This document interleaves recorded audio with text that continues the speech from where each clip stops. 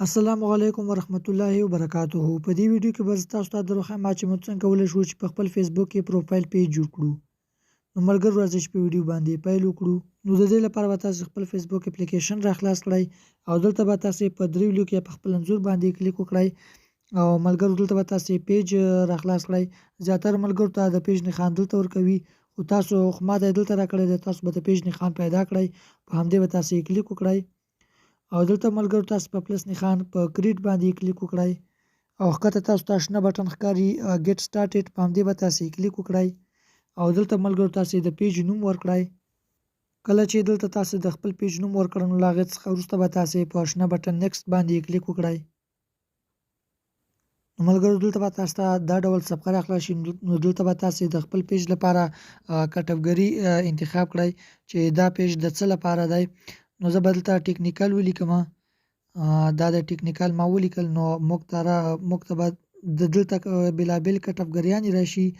نو زه به دلته خاص یو کټګوري انتخاب کړم، هغه کټګوري چې تاسو د څه لپاره پیج جوړوئ تاسو هماغه کټګوري انتخاب کړئ. زه به سکول انتخاب کړم. له هغې څخه وروسته ملګرو تاسو په شنه بټن کریټ باندې کلیک وکړئ. نو تاسو ته به دلته دا ډول صفحه راخلاص شي. نو په لومړۍ خانه کې تاسو بایو ورکولی شئ، بایو یا ډسکریپشن ورکولی شئ، یو لیکنه کولی شئ د پروفایل لاندې.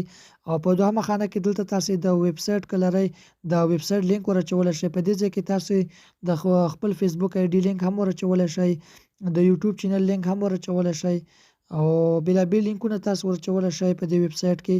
او په دې کې تاسو ایمیل اډرس ورکولی شئ، دلته تاسو فون نمبر ورکولی شئ او دلته تاسو اډرس او دلته تاسو د ولسوالۍ نوم ورکولی شئ او دلته تاسو پاسکوډ یا زیپ کوډ ورکولی شئ. نو له هغې څخه وروسته ملګرو که دا شیان تاسو ورکوئ ورکړئ، که نه ورکوئ کوم مشکل نشته. نو له هغې څخه وروسته به تاسو په شنه بټن نیکسټ باندې یو ځل بیا کلیک وکړئ. نو دلته به تاسو ته دا ډول صفحه راخلاص شي.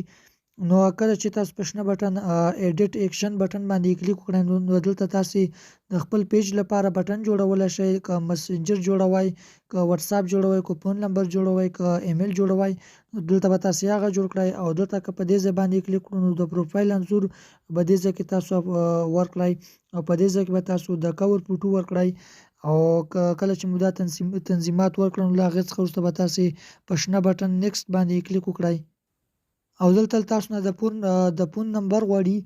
نو په دې خانه باندې به تاسو کلیک وکړئ او دلته به تاسو خپل ملک انتخاب کړئ او دلته به تاسو خپل نمبر ورکړئ.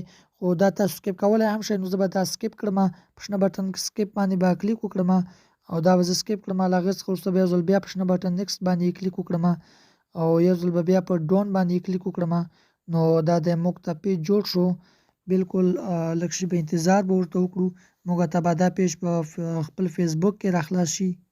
نو یو ځل به بیا تاسو په شنه بټن سټارټ ټو وار باندې کلیک وکړئ. نو دا د ملګرو چې پروفایل پیج موږ ته جوړ شو، دا د تاسو ته ښکاري. نو که په ویډیو کې کوم انفارمیشن وي نو حتما یې له نور دوستانو سره شریکه کړئ، زموږ چینل هم سبسکرایب کړئ. میلاویږو په نورو ښکلو ویډیوګانو کې، تر بلې ویډیو مو په پاک بخښونکي رب باندې سپارم. د خدای په امان.